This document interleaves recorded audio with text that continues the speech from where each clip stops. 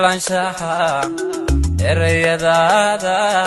hoy hoy ku jalbaxa aragtidaada ku jiibsiga xiisahaaga waxaan ku jeclaa naftayda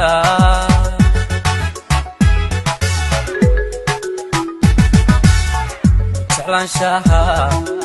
aragtidaada hoy hoy ku jalbaxa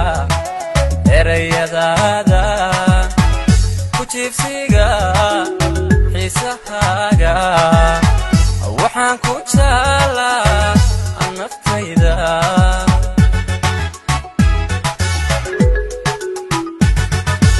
adkee wada joogisteena joogte wada socoonshaheena innaga isjeclaanshaheena kadhi